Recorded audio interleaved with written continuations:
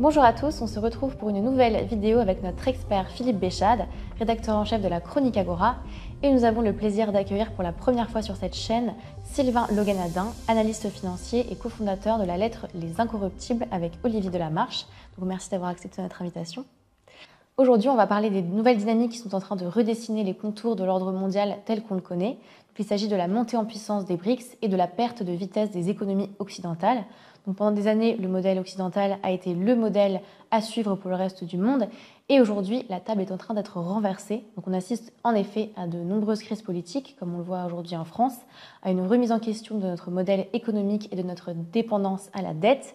Et nous sommes impliqués dans des guerres qui semblent sans issue et où le camp du bien et du mal ne sont plus si évidents à déterminer. Donc Sylvain, selon vous, comment est-ce qu'on en est arrivé à ce point de rupture ? Comme on le dit souvent, et je pense que Philippe l'a également dit dans ses vidéos, on a les États-Unis qui, depuis des années, ont fonctionné sur justement de la dette et sur le pétrodollar. Donc en fait, les États-Unis avaient un privilège que tous les autres n'avaient pas, c'était qu'ils pouvaient imprimer de la monnaie sans que ça ait de conséquences, parce que de toute façon, le monde entier avait besoin du dollar pour échanger des matières premières, notamment du pétrole. Aujourd'hui, on a des pays anciennement dits développés, comme la Chine, comme la Russie, l'Arabie Saoudite, qui ont des réserves d'argent et puis qui traditionnellement, avec le dollar, achetaient de la dette américaine. Sauf qu'ils se sont rendus compte qu'ils achètent de la dette d'un État qui est surendetté et puis qui sans cesse en fait dévalue la monnaie. Et donc pour eux, pour leur patrimoine, c'est pas bon. Donc ces pays se sont dit peut-être qu'on va créer une alternative, et c'est pour ça que vous avez la Chine et la Russie, et notamment la Chine, qui depuis une quinzaine d'années maintenant achètent massivement de l'or et est en train de recréer des stocks d'or pour potentiellement battre monnaie et créer une monnaie qui soit adossée à de l'or. Donc en fait, c'est dû à un excès de privilèges, c'est dû à un excès de planche à billets. Et c'est comme tout le temps, quand on donne, entre guillemets, le petit bonbon magique, tout le monde va le prendre, personne ne va le laisser de côté, même si on sait qu'il n'est pas bon pour la santé. Donc effectivement, les membres des BRICS ont la volonté de renverser l'échiquier mondial, mais on sait aussi qu'ils ont des cultures qui sont diamétralement opposées, des systèmes politiques qui sont très différents, ils ne partagent pas de marché unique et ils n'ont pas de production de normes communes. Donc est-ce qu'ils sont vraiment en capacité de s'unir et de prendre des décisions communes ? Alors, s'unir comme l'Europe ou les États-Unis de l'Amérique, évidemment, non.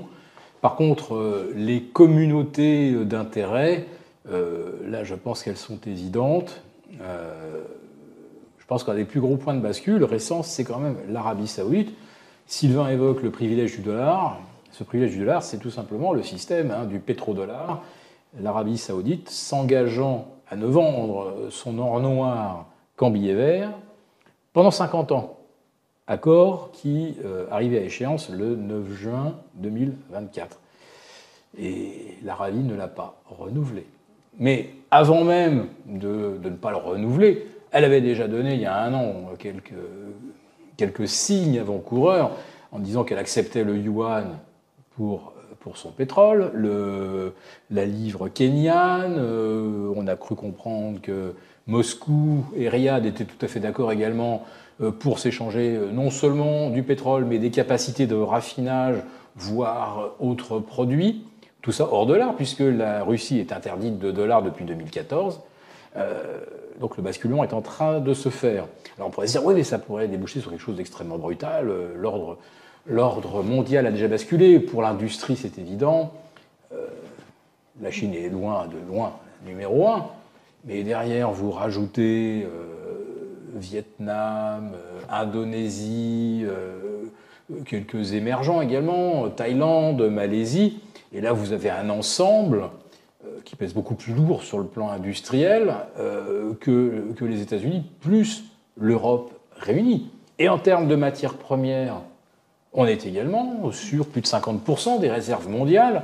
Si déjà vous prenez ne serait-ce que la Russie et la Chine, vous avez déjà 2 producteurs à 13 millions de barils de jour, vous avez les États-Unis qui sont peut-être maintenant à 14,5, puis vous avez tous les autres pays producteurs, OPEP, qui en fait sont prêts à adhérer aux BRICS. Et le dernier en date, c'est quand même extraordinaire, la Turquie. Alors là, une chose est certaine, c'est qu'on ne peut pas être à la fois BRICS et membre de l'OTAN. Là, il va falloir que Erdogan fasse un choix. Mais aujourd'hui, où est la dynamique de croissance et où est la difficulté ? La dynamique de croissance, elle est du côté de pays BRICS qui sont autonomes maintenant en termes d'approvisionnement en matières premières et en énergie. Et vous avez en plus de ça des pays occidentaux qui deviennent complètement belliqueux, qui veulent, je ne sais pas, aller jusqu'où avec la Russie, mais c'est quand même très très inquiétant. Et en tant que membre de l'OTAN, la Turquie n'a pas du tout envie de collaborer à une extension ou une intensification de la guerre avec la Russie. C'est tout à fait évident. Et aujourd'hui, la Chine et l'Inde, alors on est sûr que là, c'est l'huile et le vinaigre. Hein, ça ne va jamais se mélanger. Mais là, par contre, il y a des accords, il y a des concordances d'intérêts évidents, et également la position par rapport au conflit ukrainien, c'est qu'il faut chercher une voie de résolution diplomatique, et il faut d'abord penser au business avant de penser à faire la guerre, je ne sais pas pourquoi, pour échapper à la récession aux États-Unis. Quel est le but réellement? Mais l'Inde, la Chine, les autres BRICS veulent un monde pacifique. Et vous voyez qu'aujourd'hui, qui veut la guerre, c'est l'OTAN et les néoconservateurs américains. Donc on sait que les BRICS, elles cherchent activement à détrôner le dollar américain de son statut de monnaie de réserve mondiale, mais est-ce que vous pensez que vraiment c'est quelque chose qui est possible? Je pense qu'on va passer d'un monde hégémonique où le dollar domine de façon unique à un monde multipolaire, c'est-à-dire qu'il y aura peut-être d'autres alternatives qui vont se développer avec le temps. Le monde est déjà en train de se dédollariser depuis une vingtaine d'années, mais c'est une tendance de fond, c'est-à-dire qu'il y a 20 ans, le dollar constituait à peu près 70% des réserves de liquidité des banques centrales. Aujourd'hui, on est plutôt aux alentours de 55%. Peut-être que dans les années à venir, on tombera à 40% et puis ensuite peut-être à 25%. Mais c'est une tendance de fond qui est baissière, mais qui est très longue. A contrario, le yuan n'a pas énormément augmenté dans les réserves des banques centrales, mais effectivement monte un petit peu. Peut-être qu'on aura d'autres devises qui vont en fait permettre d'avoir en fait peut-être du dollar, du yuan et c'est tout en fait, parce que je pense pas qu'il y ait une autre devise aujourd'hui que le yuan adossé à de l'or qui puisse concurrencer le dollar. Mais encore une fois, l'économie mondiale est basée sur le dollar, c'est-à-dire qu'aujourd'hui on fait des transactions qui s'estiment à des milliards de dollars, c'est-à-dire sur des produits dérivés, tout se fait en dollars. Donc passer tout ça sur un système chinois, c'est pas facile non plus. C'est toute une économie qui doit recommencer. Donc en fait, dédollarisation, oui, sur le long terme, pourquoi pas. Peut-être qu'il y aura plusieurs monnaies qui s'affronteront, mais ça sera dans un futur, à mon avis, lointain, ça ne sera pas dans les 2 ans à venir. Mmh. Donc il y aura toujours quand même le dollar qui garde sa prépondérance. En tout cas, pour moi, à court terme, dans les 5 ans à venir, oui, parce que c'est une tendance de fond, mais ce n'est pas une tendance immédiate. D'accord. Je suis tout à fait d'accord. Pourquoi? Parce que faut connaître un petit peu la Chine. Et je parlais justement de ce message constant qu'il faut trouver des solutions pacifiques aux problèmes. C'est le message répété par le ministre des Affaires étrangères chinois et puis le porte-parole de Xi Jinping. Donc si on ne comprend pas ce message, c'est qu'on ne veut pas l'entendre. Mais la Chine ne veut pas venir en frontal par rapport aux États-Unis en disant ça y est, vous avez vu, maintenant c'est nous les numéros 1 industriels, etc. Les Occidentaux ont absolument besoin de nous pour la transition énergétique, la décarbonation, donc nous sommes les maîtres du monde et donc nous allons imposer notre devise. Les Chinois, ils se disent qu'il ne vaut mieux pas chercher les Américains en frontal, parce que de toute façon, Obama, vous voyez, ça ne date pas d'hier, Obama avait prévenu les Chinois que s'ils commençaient à bazarder leur T-bond, ça allait vraiment barder entre la Chine et les États-Unis. Donc il a fallu après ça attendre Trump pour que lui ouvre les hostilités, la démondialisation, la guerre des tarifs douaniers, etc. Mais la Chine n'a pas envie de venir chercher les États-Unis, leur contester tout de suite la suprématie du dollar, parce qu'ils savent que les États-Unis, ça va les rendre dingues. D'ailleurs, il suffit de voir, quiconque conteste l'usage du dollar se retrouve victime d'un coup d'État, d'une guerre. La liste est longue. On vient lui imposer la démocratie. Voilà, la démocratie. Donc les Chinois ils se disent, mais pourquoi pas finalement se la jouer low profile, puis laisser le yuan s'imposer progressivement comme une devise commerciale, un peu comme le bitcoin, finalement les gens l'adoptent petit à petit. Les téléphones portables, personne n'a obligé les gens à à acheter un téléphone portable, et puis aujourd'hui, tout le monde est hypnotisé par ces écrans, et le truc, personne ne songerait aujourd'hui à ne plus circuler dans le métro avec son portable sous le nez. Donc, les Chinois se disent, le yuan, il va s'imposer par lui-même, et surtout, si un beau jour, on révèle que nos réserves d'or sont à peu près équivalentes à celles des États-Unis.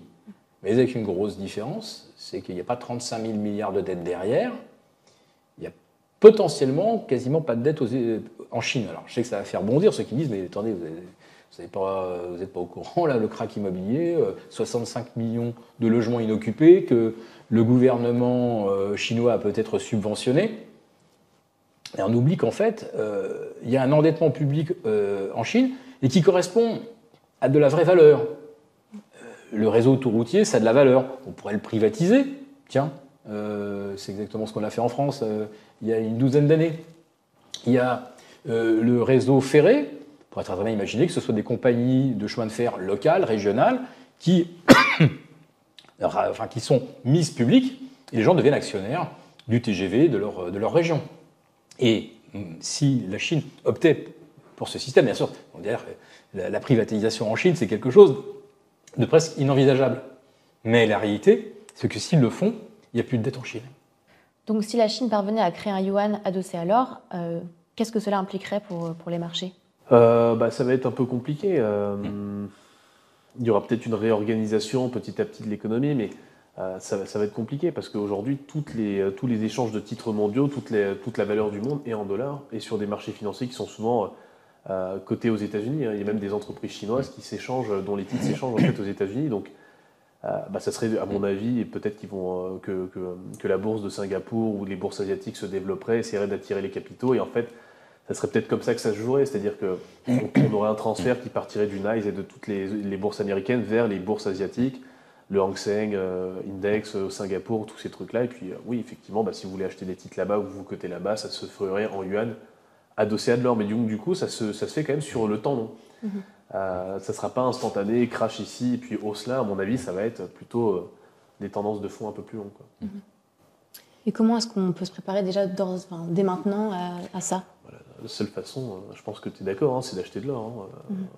La seule réelle façon de se protéger de la perte de valeur d'une monnaie comme l'euro, par exemple, parce que le dollar, à mon avis, survivra plus que l'euro, c'est d'acheter de l'or.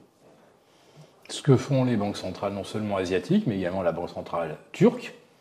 Alors bon, l'inflation en Turquie, c'est 70 à 72% par an. Les Turcs qui ont acheté de l'or, ça va pour eux. Voilà. La livre turque, elle a perdu pratiquement les trois quarts de sa valeur en l'espace de 3-4 ans. Mais ceux qui détenaient de l'or, eux, ils traversent cette crise sans problème. Ou l'immobilier. Ceux qui sont pressés d'acheter des belles maisons sur la côte turque, là, près des grands sites touristiques, c'est comme ceux qui ont acheté sur la côte d'Azur il y a 50 ans. Je pense que ça ne perdra pas de valeur.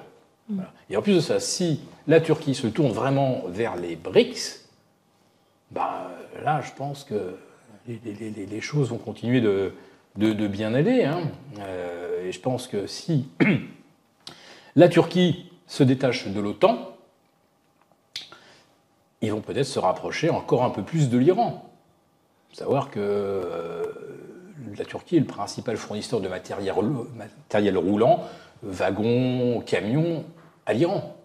Et que les relations sont relativement cordiales par rapport aux relations avec la Syrie qui est au sud. Je ne vous cache pas que le Kurdistan, ça demeure très très chaud. Voilà. Bon, peut-être que si la Turquie se tourne du côté des BRICS, le Kurdistan, ça paraîtra peut-être moins stratégique parce qu'il y a tellement de possibilités de développement par ailleurs que, bon. Donc l'adhésion à une monnaie qui ressemblera à du yuan commercial, je pense que ça va se faire sur le temps long, sans trop de frottement avec les États-Unis. Puis une autre raison technique qui fait qu'on ne peut pas comme ça décider qu'on abolit le dollar, c'est qu'il y a énormément de pays qui sont endettés en dollars. Voilà, donc on ne voudrait pas créer aussi des situations un peu instables autour des monnaies de ces pays-là. Et qu'est-ce qui risquerait les pays qui, du coup, voudraient s'affranchir du dollar dès maintenant ? Parce que, finalement, on est quand même liés par des accords et des partenariats. Qu'est-ce qu'on risque aujourd'hui si on veut s'affranchir de ce système? Aujourd'hui, il n'y a pas tellement de pays qui s'affranchissent parce que même sur le truc de l'Arabie Saoudite, il y a un article du Wall Street Journal qui dit que justement l'administration de Biden et l'Arabie Saoudite vont conclure un accord qui comprend la protection au Moyen-Orient en échange, pareil, de la continuation avec le dollar. Donc, aujourd'hui, je pense que les gens vont continuer, les pays vont continuer à utiliser le dollar et en fait, ils vont juste s'ouvrir la possibilité d'utiliser une autre monnaie, comme le yuan. Ils vont dire, j'utilise toujours le dollar, mais pourquoi pas faire quelques transactions en yuan. Et puis après, petit à petit, ils vont basculer vers la monnaie qui les intéresse le plus, en fait. Il manque encore quelque chose, en fait, pour que un yuan commercial et qui soit d'usage quotidien entre le Brésil, l'Argentine, l'Afrique du Sud, des zones géographiquement très très éloignées, il manque quand même le cœur du réacteur, il manque un système de clearing, il manque ce que nous avons, nous, en Europe, une chambre de compensation globale, type Clearstream, et où on peut tout compenser, le dollar, la livre, l'euro, le yen, etc. Et ça, pour l'instant, ni la Chine, ni l'Inde, ni la Russie ne l'ont. La Chine a déjà l'architecture. Elle a un système de paiement par carte de crédit dans le monde entier. Donc ça existe. Mais la fluidification de tous les échanges en yuan, il manque encore cet élément central. Donc depuis que la France elle traverse une crise politique importante, les investisseurs ils semblent s'être réfugiés dans les valeurs américaines. Donc effectivement, la bourse américaine elle bat des records depuis des semaines consécutives.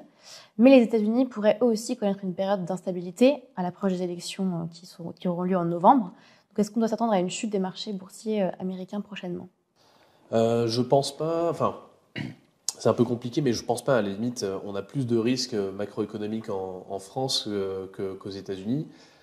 Sachant également qu'aux États-Unis, vous avez un principe qui est un peu différent du nôtre, c'est que les retraites des Américains sont investies justement sur la bourse. D'accord ? Ils ont tous un plan 401K, là, donc c'est un plan de retraite où ils mettent globalement $400 000, si je dis pas de bêtises, et puis majoritairement, c'est investi sur les marchés financiers. Donc comme ils ont beaucoup de fonds de pension ou de retraités, ou d'argent de retraite qui sont placés sur leur marché financier, ils sont prêts à, entre guillemets, faire de la planche à billets, c'est-à-dire appauvrir tous les gens qui ont du dollar, donc les pays qui traitent en dollars, qui achètent de la dette américaine, pour sauver les retraites des Américains et les fonds de pension américains. Donc même si on le voit depuis 2008, même s'il y a des baisses de 20-30% sur la bourse américaine, ils vont préférer tuer l'épargnant, qui n'est pas l'épargnant américain, parce que l'Américain moyen n'a pas d'épargne, il est endetté. Mais le retraité moyen, il a des actions américaines, donc ils vont tuer ceux qui détiennent des obligations américaines, à savoir, en général, c'était qui? C'était les Chinois. Vous aviez des pays comme l'Arabie Saoudite et tout plein d'autres pays, en fait. C'est eux qui vont au final payer les pots cassés de ce truc-là. Donc moi, je pense que les marchés actions américains, malgré le fait que la macro peut-être va chahuter, ils vont réussir à le sauver et ils feront tout ce qu'il faut pour que ça continue. Donc est-ce qu'on peut continuer à investir sur les marchés américains aujourd'hui? Moi, je ne suis pas forcément fan du ratio risque-rendement qu'il y a à investir sur les marchés actions américains, parce que Philippe en parlera juste après, à mon avis, parce que c'est même lui d'ailleurs qui m'en avait parlé. Le S&P 500 aujourd'hui, il est tiré non pas par 500 valeurs, mais par une valeur qui est Nvidia. Donc moi, je pense que c'est pas judicieux d'aller sur un marché qui tient que grâce à une ou deux valeurs. Et tu vas peut-être pouvoir en parler, parce que je crois que tu avais fait peut-être une émission sur Nvidia, plus tu avais fait une de tes quotidiennes là-dessus. Oui, Nvidia, tu as effectivement un cas particulier. Donc, c'est plus 2200 milliards de capitalisation rajoutés depuis le 1er janvier. Donc, 2200 milliards de capitalisation, je ne sais pas si on se figure, c'est Tesla plus Meta, Facebook quoi. En un an, c'est 3000 milliards de capitalisation supplémentaire. Donc, c'est le PIB de la France. C'est une firme de 26 000 salariés. Imaginez, 26 000 salariés, 300 milliards de dollars, alors que nous, la France, 70 millions de Français, le CAC 40, tout ça, on n'atteint même pas la valorisation de Nvidia. Le CAC 40, c'est pas Nvidia. Voilà. Et Nvidia, c'est le CAC 40 qui s'est rajouté en un an. Ouais. Le ratio capi sur chiffre d'affaires, il est de 25. C'est du jamais vu dans l'histoire du capitalisme. Je ne dis pas de l'histoire du Nasdaq, je parle de l'histoire du capitalisme. Jamais aucun titre accédant au rang de numéro 1 en termes de capitalisation aux États-Unis n'a dépassé le ratio de 10 fois la capi sur le chiffre d'affaires. Voilà, on est dans quelque chose qu'on n'a même pas connu, qu'on n'aurait même pas osé imaginer pendant la bulle des dot-com et au moment où les gens étaient les plus fous. On était fous, mais pas au point de se dire une valeur à 3 000 milliards, ça se paye 25 fois le chiffre d'affaires. Voilà. On espérait qu'un jour, on serait tous devenus Nvidia. Ça, d'accord, tout le monde en rêvait, mais ça n'arrivait pas. Donc tout ça, c'est lié à des raisons techniques, c'est-à-dire qu'aujourd'hui, l'essentiel de la gestion est passive, c'est une gestion quantitative, donc les mécanismes s'enclenchent et sont inexorables. Il n'y a plus de raison dans tout ça. Depuis longtemps, il n'y a plus de raison. Depuis que Nvidia se paye même 15 fois son chiffre d'affaires, on est sorti de l'ère de la raison. Donc on est dans l'ère du phénomène. Donc il faut faire avec. Bien sûr qu'on fait avec. Et aux États-Unis, on est habitué à faire avec le phénomène. Sylvain le dit très très bien. On a de plus en plus de gens à la retraite aux États-Unis. Ils ne sont pas différents de nous. Hein, les gens vivent plus vieux aussi, donc ils ont un problème. Il ne faut pas que le gisement dans lequel les Américains puisent leurs ressources se casse la figure. Mais en même temps, puisqu'on assume que c'est ce gisement qui permet de financer les retraites, on le fait monter artificiellement. Donc on assume que c'est une bulle. Mais ça fait déjà très longtemps que c'est comme ça. Mais là, ça atteint des proportions où Nvidia est en quelque sorte une sorte de canari dans la mine. Et personne n'ose le remettre en cause, parce que le premier idiot qui dit Nvidia, aujourd'hui bon, ça vaut $140, mais quand ça a franchi $100, on a dit déjà, la progression est tellement fulgurante que même en imaginant un doublement du chiffre d'affaires pendant les 5 prochaines années et le doublement des bénéfices, ça ne sera toujours pas une valeur raisonnable. Bon, bah, depuis c'est parti, et puis rien n'arrête plus ça. Donc, le jour où Nvidia se commence à se casser la figure, on pourra toujours avoir des bonnes nouvelles économiques, ça ne changera rien. Wall Street chutera. Hein, aujourd'hui, la capi ajoutée par Nvidia plus Meta, parce que Meta fait 45% hein, depuis le 1er janvier, Microsoft, on est pas loin de 4 000 milliards. Enfin, ça n'a pas de sens, quoi. Évidemment qu'on n'a pas créé, que ces entreprises ne vont pas créer 4 000 milliards de richesses à distribuer aux actionnaires. Enfin, c'est l'évidence. Mais qu'est-ce qui pourrait provoquer sa chute, puisque pour l'instant, on a quand même beaucoup de facteurs qui montrent que l'économie elle est quand même en difficulté. On ne sait jamais. Et on a l'impression qu'il n'y a rien qui... On ne sait jamais quand est-ce que la bulle va éclater. On l'avait vu en mars 2000, le Nasdaq qui perd 10% en quelques jours. On se dit ça y est, ça c'est fini, la bulle elle a explosé. Puis rebelote, au 1er septembre, on était presque revenu au plus haut. Donc on a toujours du mal à savoir quand est-ce que la bulle éclate. Par contre, ce qu'on peut quand même imaginer, c'est que le jour où les démocrates finissent par avouer que non, Biden ne peut pas aller jusqu'au bout de sa campagne, jusqu'au 5 novembre, qui ne pourra évidemment pas faire le débat avec Donald Trump, c'est évident.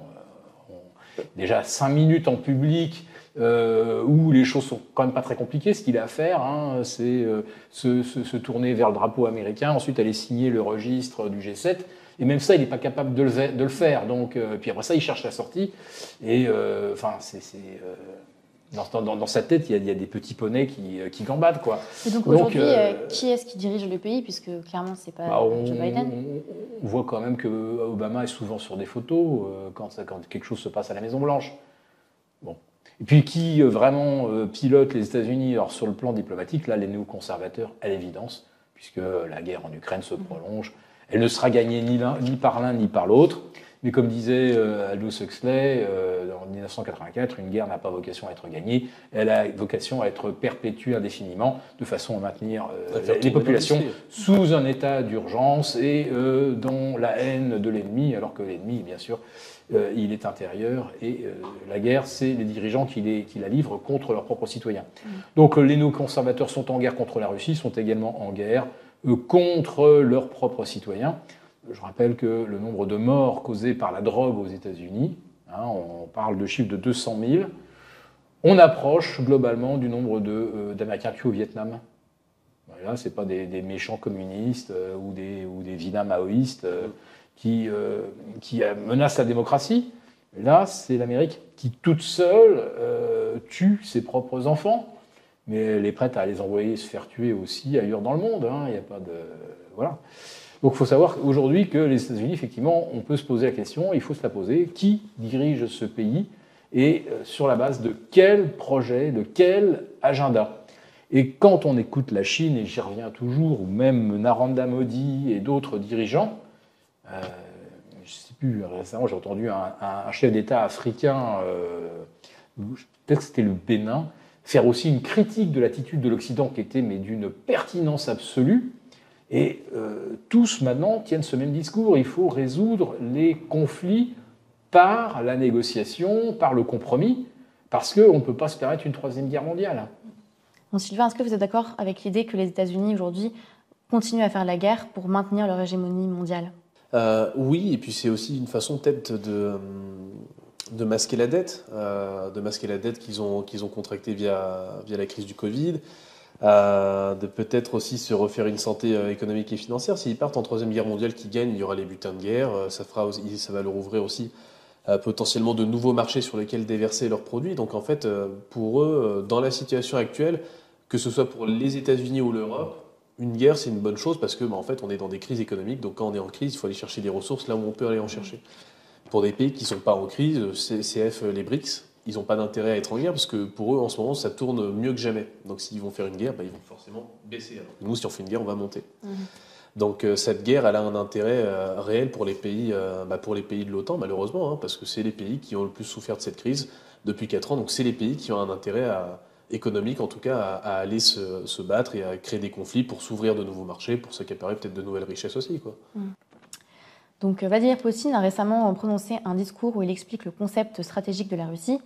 Il présente le projet de l'arsenalisation du Sud global, mais aussi celui d'une ouverture aux peuples d'Europe et aux forces politiques qui ont remporté les européennes du 9 juin. Donc comment est-ce qu'on doit interpréter ce message ? Poutine, lui, se projette dans l'après-guerre russo-ukrainienne. Je pense que la plupart des pays qui ont des dirigeants raisonnables sont à peu près sur la même ligne. Cette guerre en Ukraine ne va pas durer, probablement pas. Et si elle dure, elle risque de dégénérer. Et là, c'est l'hypothèse qu'évoque Sylvain.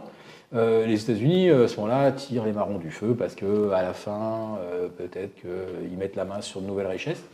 Je veux dire que... Alors, Lindsey Graham, sénateur républicain, qui est quand même un peu un porte-parole écouté chez les Républicains, a dit l'Ukraine, c'est 10 à 12 000 milliards de richesses, il ne faut pas que ça tombe entre les mains des Russes. Mais c'est extraordinaire, ça, comme déclaration. Parce que ces 10 à 12 000 milliards de richesses devraient appartenir aux Ukrainiens. Poutine n'a jamais revendiqué 10 à 12 000 milliards de richesses en Ukraine. Il n'a jamais visé ça. D'ailleurs, le niveau de vie en Russie, en l'espace de 25 ans, a triplé, tandis qu'il a stagné en Ukraine. Comment se fait-il qu'un pays aussi riche, selon M. Lindsey Graham, reste aussi pauvre quand un pays comme la Russie, aussi mal géré et par un tyran aussi épouvantable que Poutine, arrive à avoir un niveau de vie qui triple et qui aujourd'hui est assez comparable quand même à ce qu'on a en Pologne, en Tchéquie, etc. Enfin, c'est assez lunaire quand on y réfléchit. Alors qu'est-ce que les États-Unis pourraient bien viser, où là vraiment il y aurait un enjeu, ils auraient vraiment gros à gagner? Oui, la dislocation de la Russie. Puis après ça, les Occidentaux se partagent les richesses, le gaz, le pétrole, le titane, l'or. La Russie est le deuxième producteur d'or au monde. Et que sais-je, enfin, toutes les terres rares. C'est quoi le but? C'est ça? C'est de démanteler la Russie? Mais la Russie va préférer la guerre nucléaire à ce démantèlement. Faut quand même comprendre. La doctrine russe, elle n'est pas du tout offensive. Alors, même si on peut reprocher à M. Poutine d'avoir envahi une partie de l'Ukraine, ce qui est évidemment, en regard du droit international, une faute lourde et inexcusable, il y a quand même une vraie constante, c'est que la Russie n'est pas du tout dans une doctrine offensive. Et elle voit l'OTAN se rapprocher de ses frontières année après année. Au départ, je rappelle qu'il y avait une ligne rouge, les pays baltes ne devaient pas rejoindre l'OTAN, ils l'ont fait, Poutine n'a pas bougé. Pourquoi? Parce que c'était quand même plus intéressant de négocier du deal et du gaz avec l'Allemagne.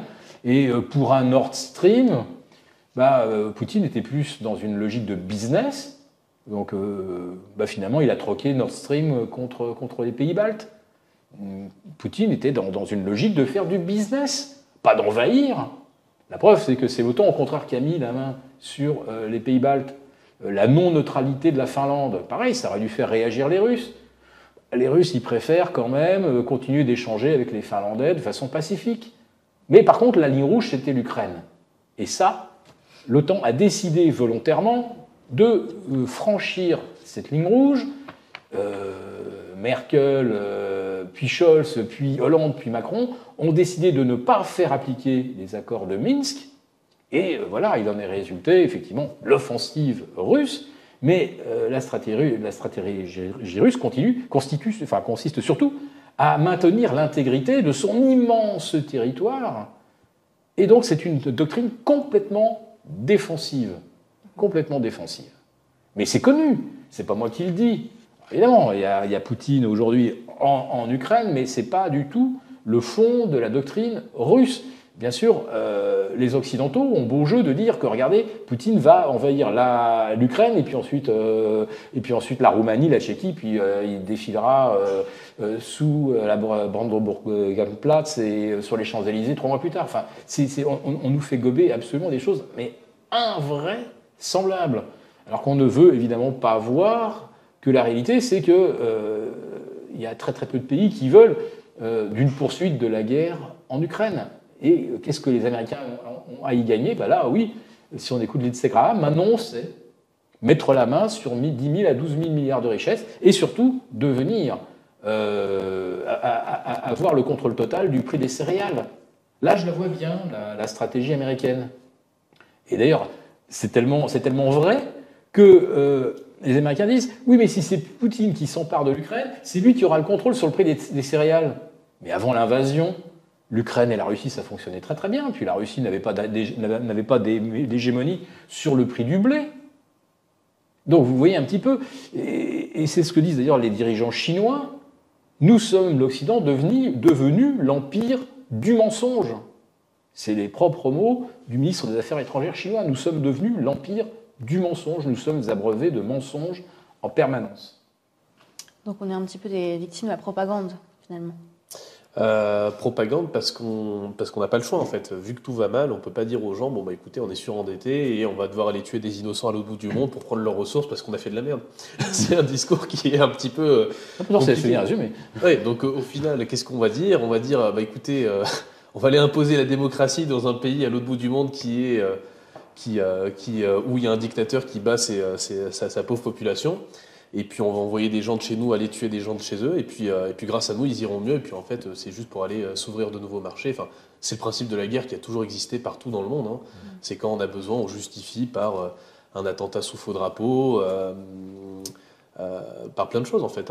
C'est assez facile au final de déclencher une guerre. Oui, il faut en fait créer suffisamment d'émotions chez les gens, chez sa population pour qu'elle soit d'accord pour envoyer ses enfants se faire tuer pour des intérêts qui ne sont pas d'ailleurs les siens, qui sont plutôt ceux de la classe dirigeante.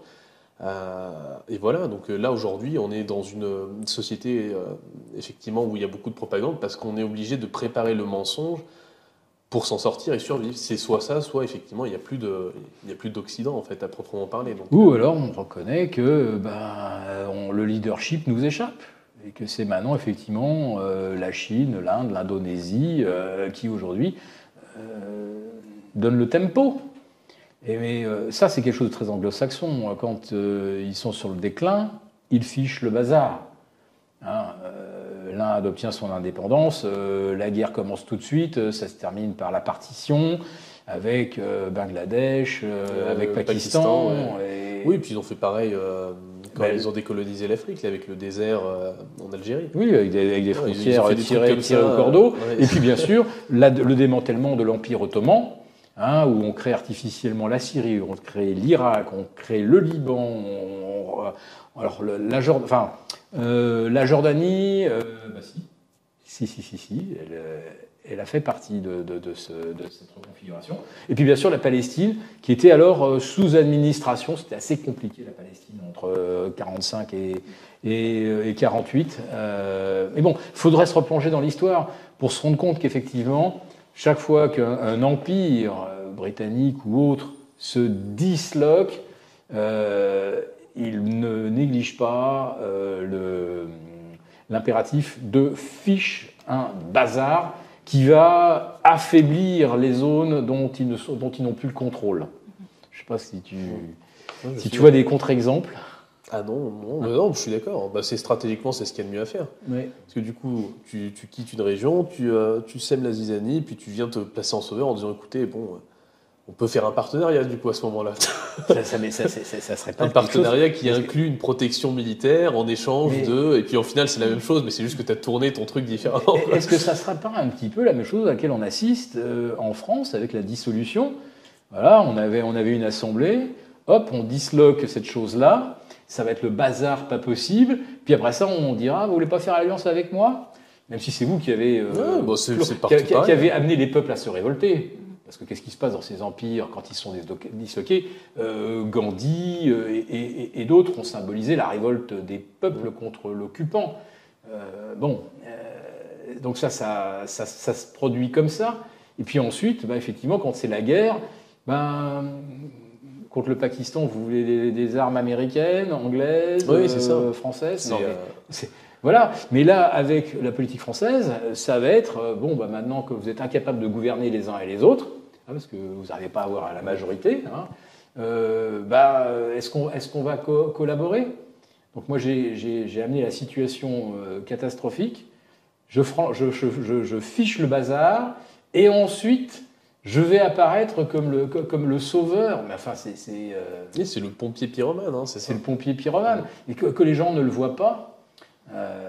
Moi, je dirais que raisonnablement, les chefs de partis politiques, que ce soit la gauche ou la droite, puisque si vous n'êtes pas de l'avis de Macron, vous êtes un extrême, forcément. Si vous n'êtes pas extrême, vous l'avez forcément rejoint à un moment ou à un autre. Donc vous êtes forcément un traître, puisque vous avez trahi la droite, vous avez trahi la gauche socialiste pour rejoindre Macron. Donc tous ceux qui ne sont pas des traîtres sont des ultras, des extrêmes. Voilà. Et au sein de ces extrêmes, il n'y a aucune homogénéité. Et je pense qu'au sein du nouveau Front populaire, il n'y a rien de plus éloigné que Mélenchon ou de Glucksmann. Par contre, il n'y a rien de plus proche qu'un Glucksmann et les néoconservateurs américains, ou Emmanuel Macron. Et à droite, il y a des tas de choses que les vrais républicains ne vont jamais accepter, notamment tout ce qui a trait à, quand je pourrais appeler ça, la préférence nationale, voire une certaine forme de xénophobie. Et c'est ce qui explique d'ailleurs que Dominique de Villepin, qui est pour moi un des derniers républicains vrais, dit moi je soutiendrais plutôt la gauche plutôt que la droite, parce qu'il y a cette frange un peu extrême, et dont la droite, qui ne sait plus où elle est, celle des républicains dits modérés, Ciotti il est parti à droite, mais là, ça va éclater aussi, forcément. Il y a des gens à droite qui ne vont pas vouloir assumer des lois. Et puis ça a déjà commencé à exploser. Au sein des Républicains, ils ont fait un espèce de putsch où ils avaient volé le compte Twitter des Républicains pour dire que Ciotti n'était plus dedans. Enfin, c'est n'importe quoi. Donc, les oppositions sont complètement morcelées en plus. Donc M. Macron est vraiment quelque part un anglo-saxon dans l'âme. Il a amené le pays au bord du précipice et il pousse tout le monde dans le dos en disant maintenant, pendant la chute libre, faites des alliances et essayez d'inventer un parachute. Il n'existe pas. Et à quoi ressemblerait donc la France en cas de chute de l'Empire américain? Je pense pas que tout de suite l'Empire américain disparaisse tout de suite. Là, il va se battre jusqu'à la fin, notamment dans le Pacifique, avec Taïwan, où justement la Chine a fait des exercices militaires autour de Taïwan. Les Américains, à mon avis, après les élections, en fonction de qui est élu, vont, à mon avis, aller jouer dans le Pacifique. Mais si on n'a qu'à faire un scénario un peu stress test, l'Empire américain disparaît aujourd'hui, cette semaine, la France La France est sous influence américaine depuis la Seconde Guerre mondiale parce qu'il y a eu un traité, en fait, tout simplement. Il y a eu un pacte qui faisait que les États-Unis aidaient à la reconstruction de l'Europe, notamment de la France, en échange de la promotion de la culture américaine et de débouchés pour certains marchés américains en France. Donc ça voudrait dire que ce partenariat-là, il n'existe plus. Donc la France soit est souveraine, soit va chercher un autre partenaire ailleurs, en fait. Mais, alors la France a quand même maintenu une forme de souveraineté sous De Gaulle, Chirac, même Mitterrand. On était sorti du commandement intégré de l'OTAN. Nicolas Sarkozy nous l'a fait réintégrer, mais Nicolas Sarkozy a été au-delà et très très rapidement, c'est-à-dire qu'en fait il a carrément bouleversé les effectifs au sein du Quai d'Orsay. Et on va dire les Chiraciens qui étaient bien entre l'Afrique, le Proche-Orient, même la Chine, avec Raffarin, parce que Raffarin était je dirais quand même une sorte de taupe chinoise dans le gouvernement français. La France parlait à tout le monde. Et du coup, elle était écoutée de tout le monde. Depuis Sarkozy, on a remplacé les diplomates français par des pro-néoconservateurs. Alors des gens qui avaient souvent aussi une sorte de profil un peu young leader. Donc c'est-à-dire que vous êtes totalement formaté pour comprendre et embrasser la vision américaine des choses. Donc on n'a plus de diplomatie. Puis alors avec Macron, alors là c'est fantastique. Alors là c'est carrément nos ministres ou nos médias déroulent les éléments de langage du Pentagone, de la CIA. C'est sans filtre. Ouais, on est limite l'outre-mer. Et ce qui est extraordinaire, c'est que c'est tellement que ça qu'on entend que les gens se disent, ils se demandent même pas d'où sort ça. Et on vous parle de l'influence russe ou des Chinois qui ont essayé de faire ceci, qui ont essayé de faire cela. Mais la totalité de la vision de la France, c'est celle des États-Unis. Et on vous parle de l'influence russe, mais c'est extraordinaire. On est tellement dedans qu'on ne le voit même plus, quoi. On est dans la matrice. C'est fou. Voilà. Donc, qu'est-ce qu'est la France aujourd'hui? Plus rien. Si vous regardez qui a été nommé ministre des Affaires étrangères ou étranger aux affaires, comme vous voulez, Stéphane Séjourné, il n'a aucune compétence d'aucune sorte. Il a été pistonné. Il a 37 ou 38 ans. C'est l'ancien compagnon de Gabriel Attal. Ils se connaissent tous. De toute façon, c'est un réseau qui se fait monter entre copains, quoi. Voilà, mais 38 ans, c'est moins que l'expérience de M. Lavrov au plus haut niveau de la diplomatie internationale. M. Lavrov a 45 ans d'expérience et on nomme un Séjourné qui a 0 année d'expérience. Ça, c'est peut-être aussi... Donc, c'est-à-dire que si on nomme quelqu'un comme ça, c'est qu'on sait que lui, il n'a rien à dire. On lui demande simplement de lire les fiches qu'on lui tend. Et qui lui tend les fiches? Évidemment que c'est les États-Unis. On a peut-être fait aussi une erreur en politique française, c'est qu'on a voulu faire du jeunisme, c'est-à-dire mettre des jeunes partout. L'idée était bonne, en soi. On se disait, on avait je caricature, on avait des vieux croutons avant qui faisaient de la politique à l'ancienne, c'était chiant, et on s'est dit, on va mettre des jeunes, ça marchera mieux. Bon, au final, on se rend compte que c'est encore pire. Donc, ça marche pour la communication, mais après... Il faudrait peut-être trouver un juste milieu, en fait. Sylvain, toi comme moi, on connaît des jeunes brillants. On connaît même, nous, des jeunes, chez Agora, 21 ou 22 ans qui ont déjà écrit 4 bouquins. Il y a des gens brillants, mais c'est ceux-là dont Macron ne veut pas. Il n'a voulu de personne de brillant à ses côtés depuis son élection. Ce qui fait que ça marche, au final, regarde, dans ces duos-là, c'est que tu as des jeunes avec des moins jeunes, en fait.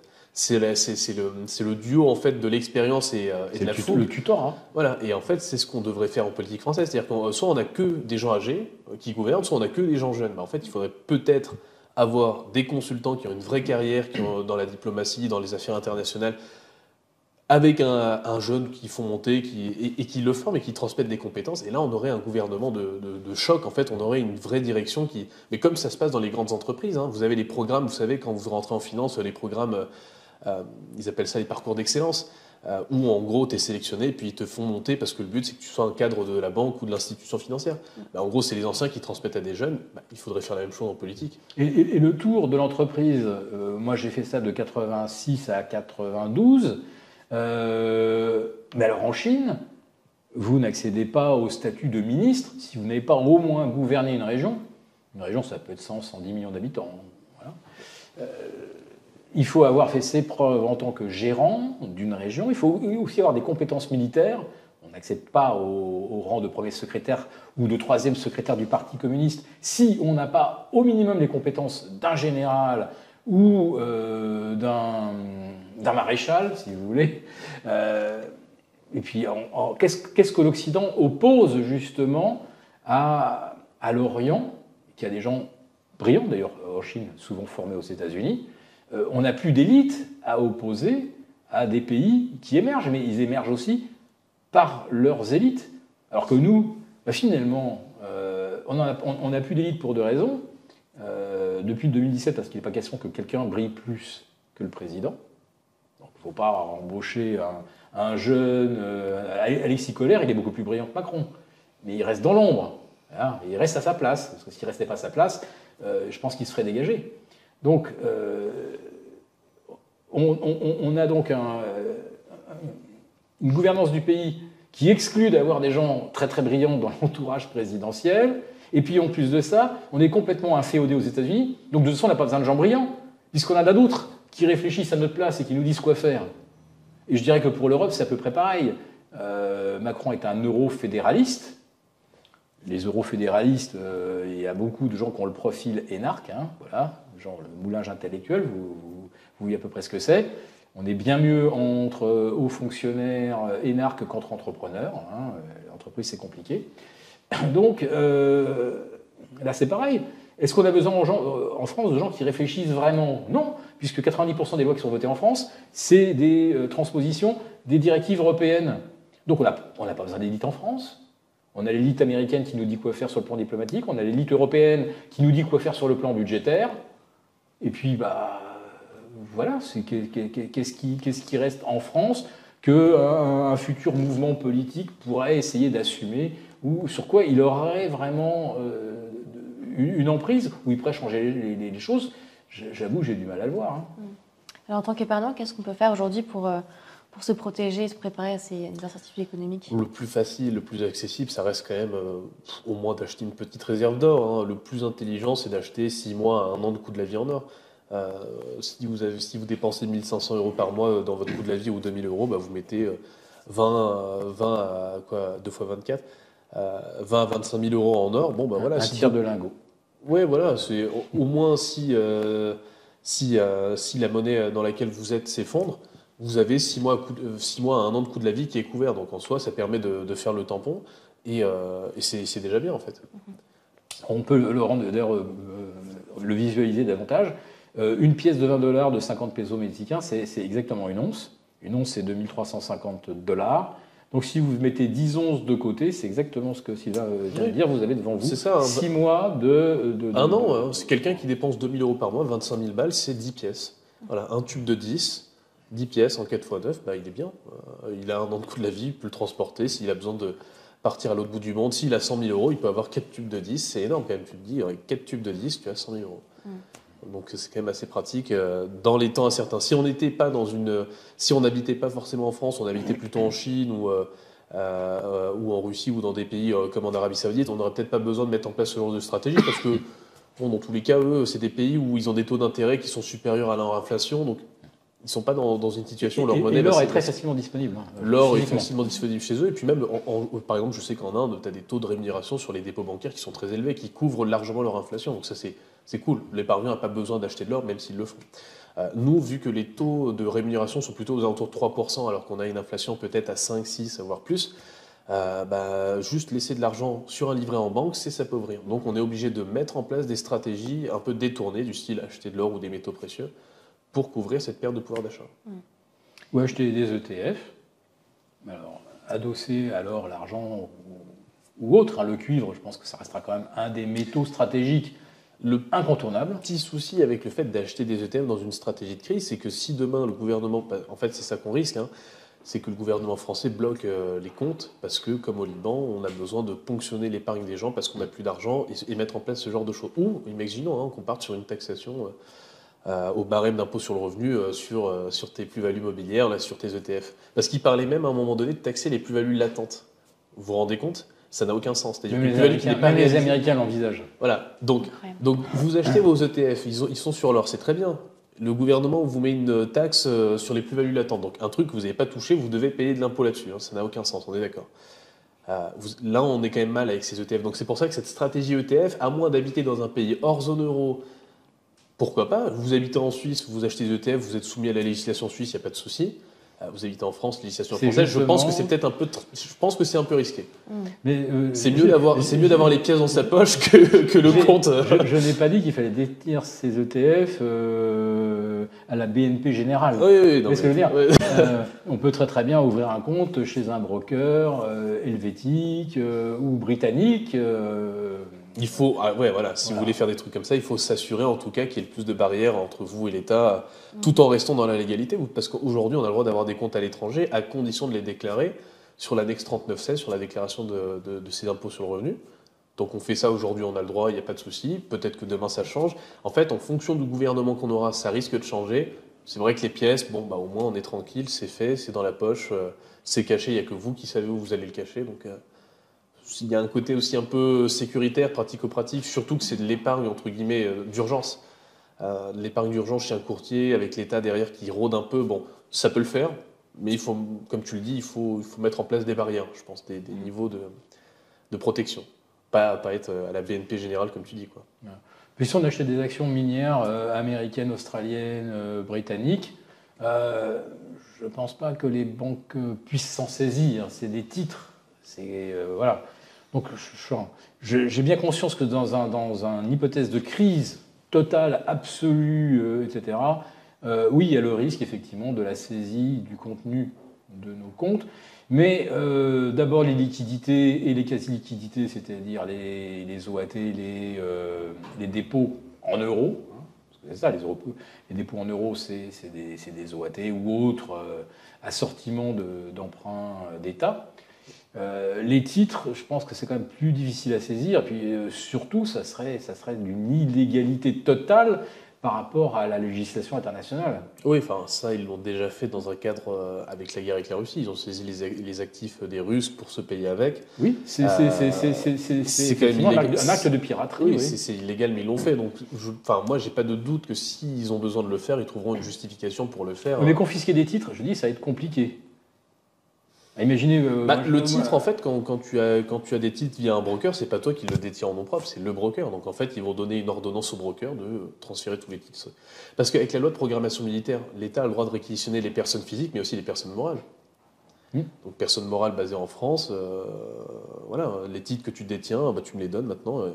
Et toi, tu les détenais pour tes clients, mais c'est pas tes clients directs qui les détenaient. Donc tu vois, il y a un risque là-dessus. Donc il y a des façons, il faut réfléchir, il faut être un peu créatif, il y a des façons de détourner ça, mais, et en toute légalité, bien évidemment, mais je pense qu'effectivement, le setup PEA, assurance vie, et acheter 3-4 ETF, très compliqué.